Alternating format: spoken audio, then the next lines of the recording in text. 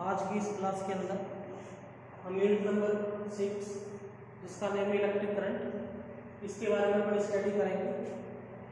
तो इसमें अपन ने इस यूनिट के अंदर जो स्टडी करना है वो किरचॉफ के नियम,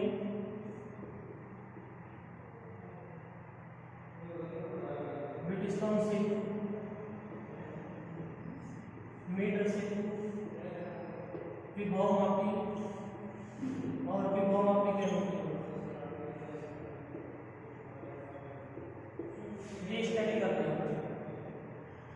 ये टॉपिक स्टडी करने पर ये विद्युत क्षेत्र का सबसे लास्ट पार्ट है। इसके बाद हमारे पास चुंबकीय क्षेत्र स्टार्ट होगा हमारे पास।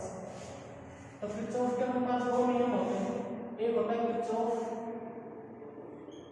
का धारा नियम और एक होता है किरचॉफ का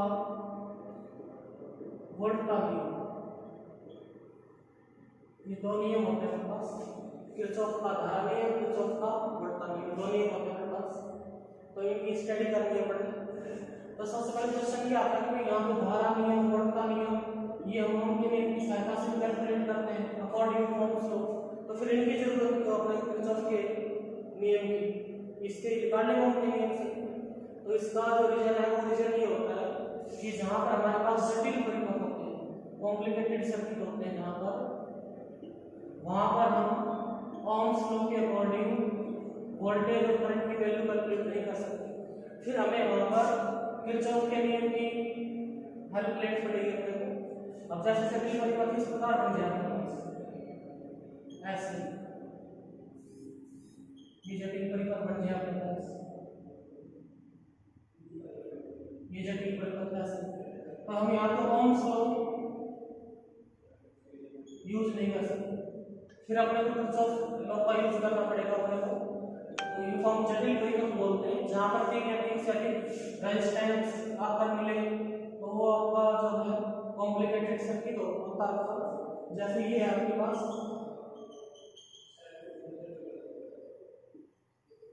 ये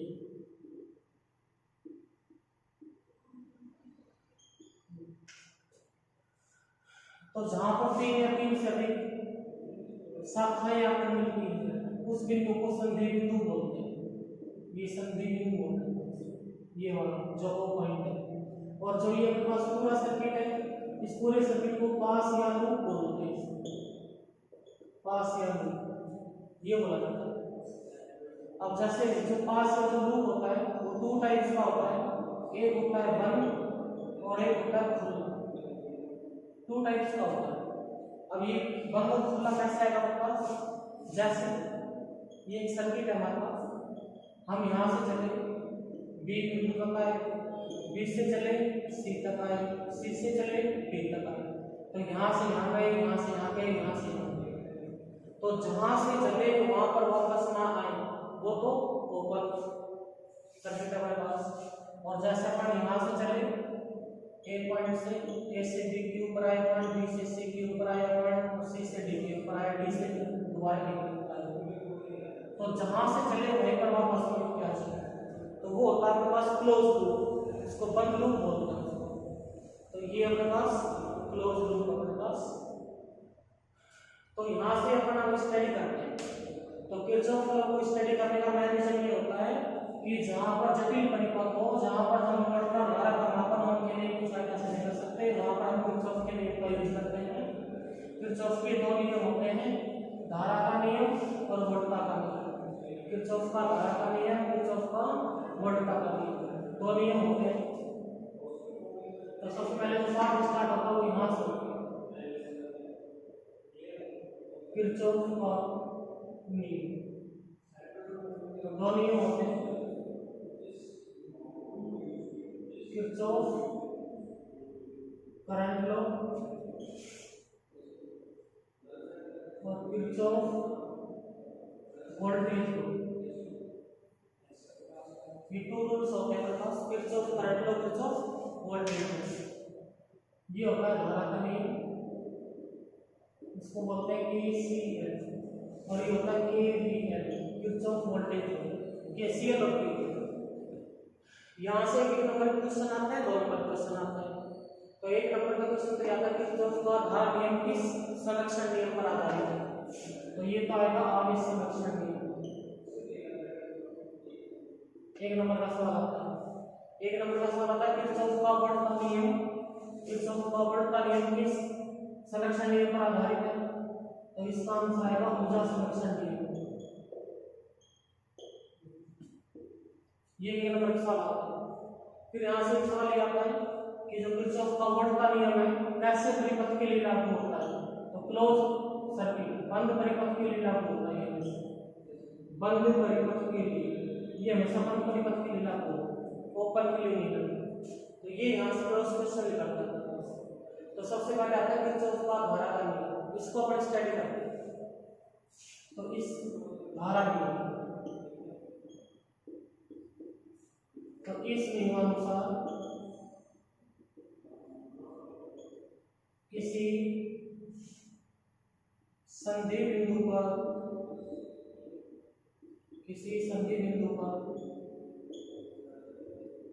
सभी धाराओं का बीजगणितीय योग सदैव शून्य होता है। बीजगणितीय योग सदैव शून्य होता है, अर्थात हमेशा नहीं बराबर 0। अब ये स्टेटमेंट तो अपन ने राइट की, इस नियम के अनुसार किसी संधि बिंदु पर सभी धाराओं का बीजगणितीय योग शून्य के बराबर होता है, अर्थात हमेशा नहीं बराबर 0। जैसे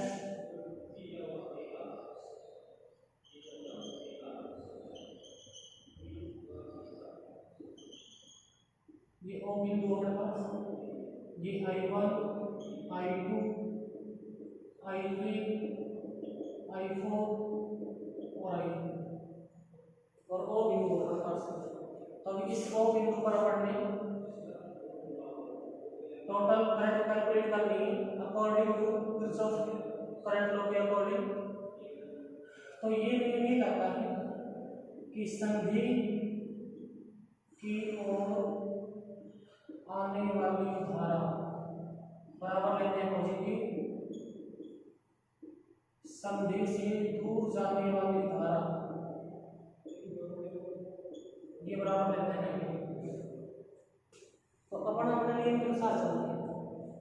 इस ओ बिंदु पर सभी धाराओं का बीजगणितीय योग शून्य के बराबर होना चाहिए, नियम ये लगाना है। तो I1 धारा के ऊपर चलते हैं, तो I1 धारा यहाँ पर आ रही है ओ बिंदु पर, तो ये आएगी प्लस I1, ये दूर जा रही है तो माइनस का I2, ये इसके अंदर आ रही है तो प्लस का I3, ये इससे बाहर जा रही है तो माइनस का I4 और ये इसके अंदर आ रही है तो प्लस का I3 बराबर 0। ये इधर आके माइनस का, तो I1 plus I3 plus I5 बराबर I2 प्लस I4। ये इधर आके नेगेटिव और पॉजिटिव बन जाएगा हमारे पास। तो इससे ये रिजल्ट निकला हमारे पास कि आने वाली धारा बराबर जाने वाली धारा, आने वाली धारा बराबर जाने वाली धारा। अर्थात इस नियम के अनुसार किसी संधि बिंदु पर आने वाली धारा जाने वाली धाराओं के योग के बराबर होती है। अर्थात 1 सेकंड के अंदर जितनी एंटर करेगी यहाँ पर करंट 1 सेकंड के अंदर उतनी यहाँ से बाहर निकल जाएगी 1 सेकंड के अंदर। तो ये इसका रिजल्ट निकलेगा। यहाँ से एक नंबर का न्यूमेरिकल आता है एग्जाम के अंदर। अब देखो न्यूमेरिकल्स किस प्रकार से आते हैं, यहाँ पर न्यूमेरिकल्स इस टाइप से आते हैं जैसे अपने पास, जैसे यहाँ से 5 एम्पीयर करंट आई इसके अंदर, यहाँ पे इसमें है अपने पास 0.5 एम्पीयर, यहाँ पे x एम्पीयर, यहाँ पे इसमें 7 एम्पीयर और यहाँ पे इसमें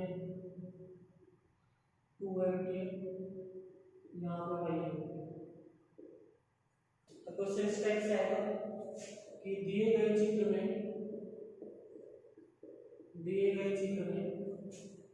x तथा y के मान ज्ञात करें, x तथा y के मान ज्ञात करें। तो ये a बिंदु मान लेते हैं, इसको b बिंदु मान लेते हैं। तो सबसे पहले अपन चलते हैं a बिंदु पर KCL लगाने पर, किरचॉफ करंट लॉ लगाने पर। तो देखो a बिंदु पर 5 एम्पीयर आ रहा है तो 5 प्लस का ये इसके बाहर जाके माइनस का एक्स बराबर 0 और 4.5 माइनस एक्स बराबर 0 और एक्स बराबर आएगा 4.5 एम्पियर। अब बी बिंदु पर केसीएल लगाने पर अब आ जाओ यहाँ पे एक्स की वैल्यू रही 4.5 एम्पियर। एंटर दबाइए यहाँ पर, तो एंटर जो करते हो प्लस की 4.5 यहाँ से तो इसमें करंट कर रही पॉजिटिव और y यहाँ से बाहर निकल रही है अपने पास, तो ये माइनस का y और एक यहाँ से बाहर निकल रही है तो माइनस का ये बराबर 0, सभी धाराओं का मान 0 बराबर। तो ये आया 6.5 माइनस का y माइनस 1 बराबर 0 और y बराबर 5.5 है। तो इस टाइप की प्रॉब्लम्स आती है आपकी, तो यहाँ से y की वैल्यू लगी 5.5 है। तो इस टाइप से जो क्वेश्चन आता है यहाँ से इस टाइप से क्वेश्चन बनाना देगा आपको, तो ये भी आपका 1 नंबर में आता है क्वेश्चन। अब अपन दूसरे लेवल के ऊपर चलते हैं जहाँ से 2 नंबर का मिलकर आता है, यहाँ से 1 नंबर के 2 क्वेश्चन आते हैं। किरचॉफ का वर्तमान नियम किस संरक्षण नियम पर आधारित है, तो उसका आंसर आएगा ऊर्जा संरक्षण। किरचॉफ का वर्तमान नियम किस प्रकार के सर्किट के ऊपर अप्लाइड होता है, बल्ब परिपथ के लिए। तो ये 1 नंबर क्वेश्चन आता है, या फिर इसका से न्यूमेरिकल आता है। न्यूमेरिकल या तो 2 नंबर का आएगा या फिर 4 नंबर का आएगा। अब चलते हैं अपन वर्तमान के नियम के ऊपर। अब सेकंड लॉ इसका स्टडी करते हैं अपन।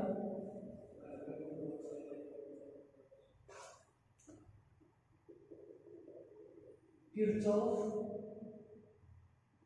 Voltage law.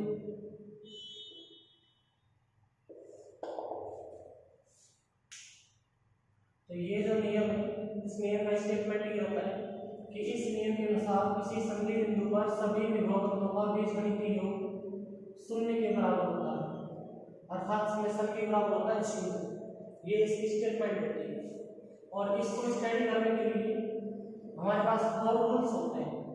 अगर वो 4 रूल्स आपको आते हैं जब कोई प्रॉब्लम सॉल्व हो जाएगी वरना नहीं। तो इस प्रकार के जो न्यूमेरिकल है उसमें रूल नंबर 1 की अप्लाई करना है आपने कि यदि हमारे चलने की दिशा तथा प्रवाहित धारा की दिशा एक ही हो तो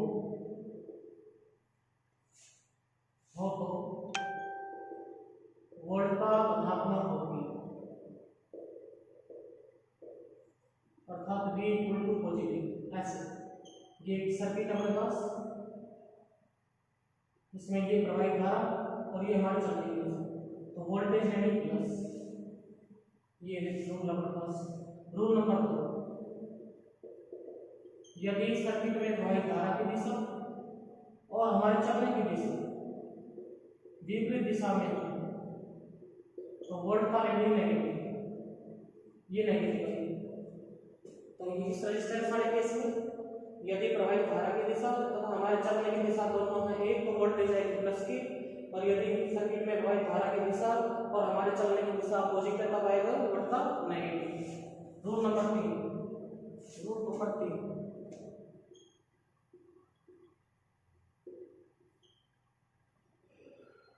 सेल में चलने की दिशा में जो सिरा पहले आता है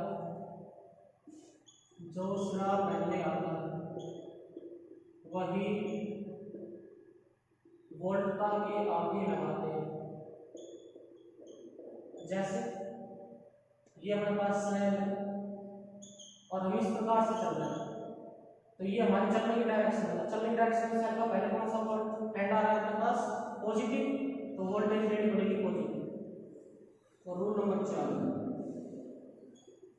ये सेल है अपने पास और ये हमारे चलने की डायरेक्शन है, तो चलने की डायरेक्शन में जो सेल का पहला एंड आएगा वो वोल्टेज का भी लेना है V इक्वल टू माइनस, क्योंकि इसमें नेगेटिव एंड आएगा तो वोल्टेज लेंगे आपको माइनस। तो ये आपके पास 4 पोल्स है। इसमें हमने करंट की डायरेक्शन नहीं देखी सेल वाले केस के अंदर, केवल रेजिस्टेंस वाले केस में हमने धारा की भी डायरेक्शन देखनी है और हमारे चलने की भी डायरेक्शन देखनी, दोनों डायरेक्शन देखनी है। तो अपन चलते हैं, जैसे ये जो सर्किट है अपने पास, इसका रेजिस्टेंस हो R और इसमें प्रवाहित धारा हो I, तो वोल्टेज कैसे लिखेंगे अपन, इनको मल्टीप्लाई कर दो क्योंकि V इक्वल होता है IR प्लस का IR, ये रेजिस्टेंस और ये धारा V बराबर आएगा, ये अपने आप में वोल्टेज होती है। जैसे इसका वोल्ट है 5 वोल्ट तो V बराबर आएगा 5 प्लस का 5, ऐसे ये अपने आप में वोल्टेज होती है। अब देखो इसके ऊपर न्यूमेरिकल सोल्व करते हैं अपन, आपको सारी चीज समझ में आ जाएगी। इसका सवाल करते हैं अपन, तो सवाल ये है बस,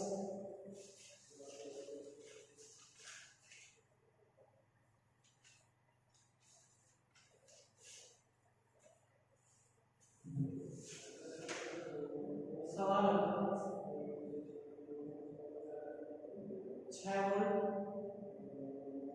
6 वोल्ट तथा 10 वोल्ट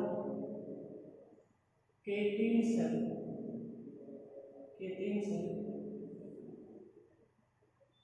चित्र के अनुसार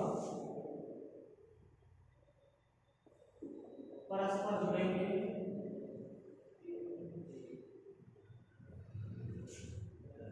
प्रत्येक प्रतिरोध में धारा की गणना कीजिए।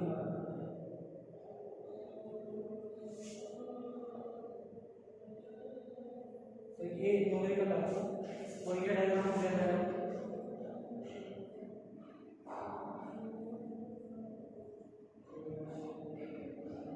ये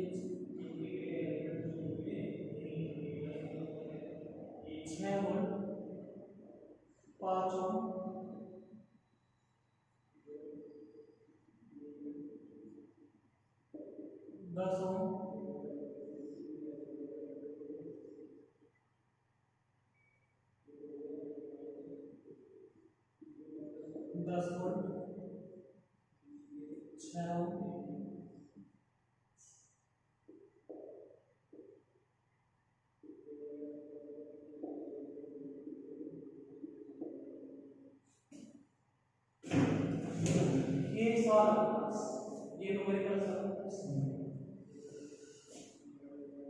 ये अपने पास एक न्यूमेरिकल है, ये दिया गया है।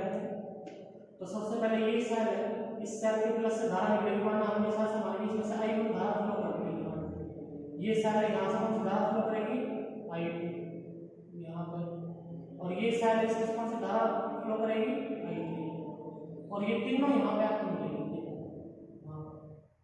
तो यहाँ पे पहले तीनों धारा यहाँ पे मिल रही, तो सभी धारा का बीच में किसके बराबर बनेगा 0 के बराबर, I1 plus I2 plus I3 बराबर कितना 0 संधि। सबसे पहले क्या किया, हमारे पास ये सेल थे, इस सेल से I1 धारा निकली, इससे I2 निकली, इससे I3 निकली, यहाँ पे 5 ओम, यहाँ पे 10 ओम, यहाँ पे 6 ओम। और फिर अपन ने क्या किया यहाँ पर, फिर अपन ने ये किया यहाँ पर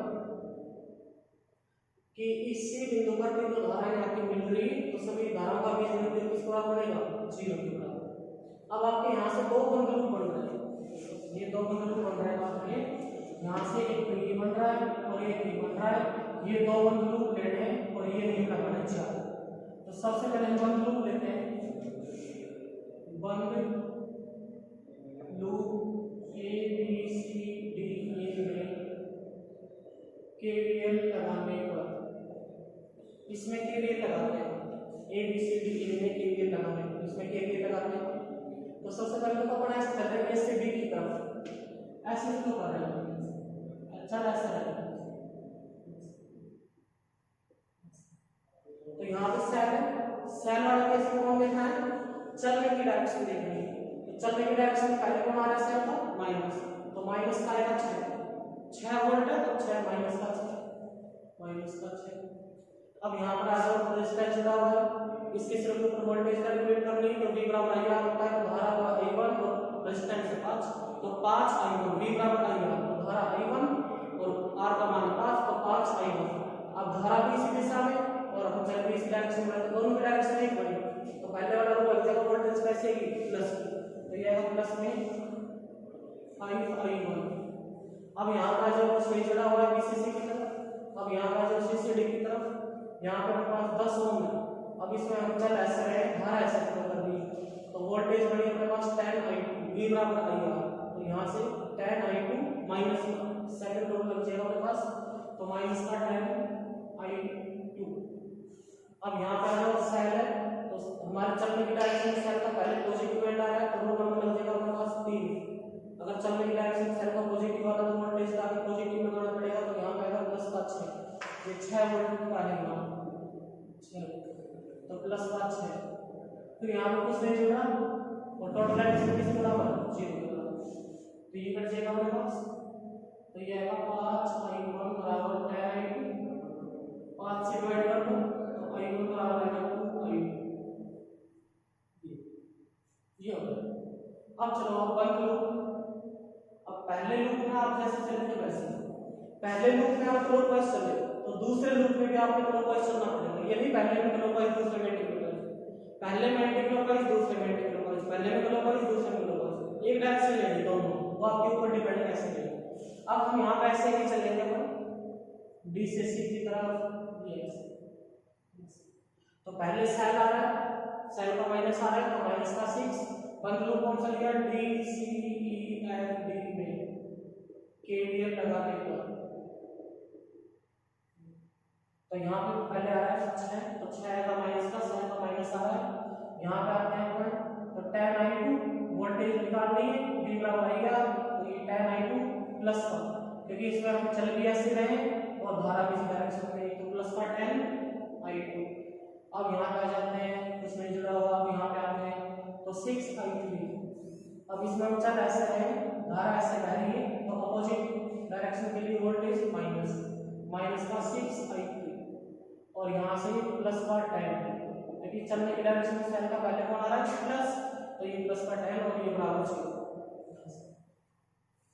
अब यहाँ से हमारे पास 10i2 माइनस का 6i3 और प्लस का 4 बचा, ये इधर आके बन जाएगा माइनस।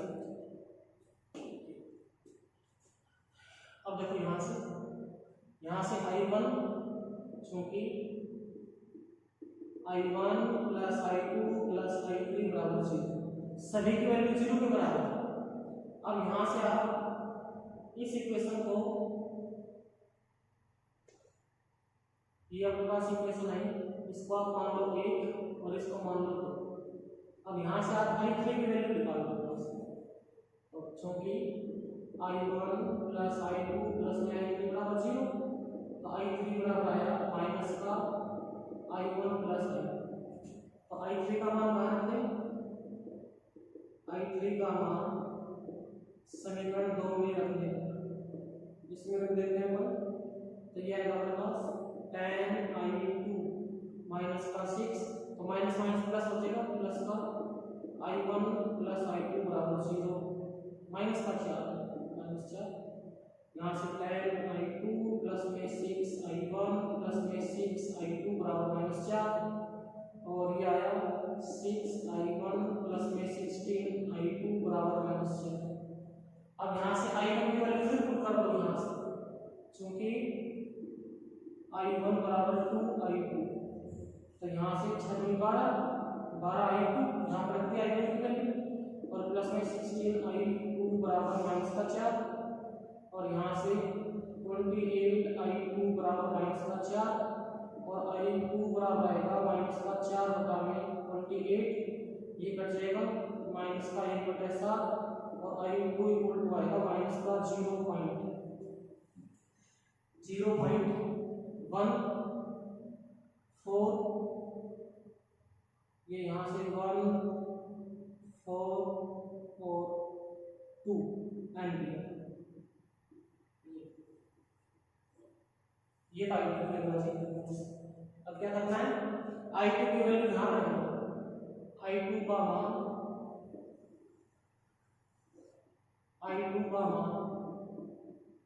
समीकरण 1 में रख दो, तो I1 बराबर हो जाएगा 2 गुना इसकी वैल्यू है माइनस का 0.142, तो I1 बराबर है माइनस का 0.482 एम्पीयर। या जी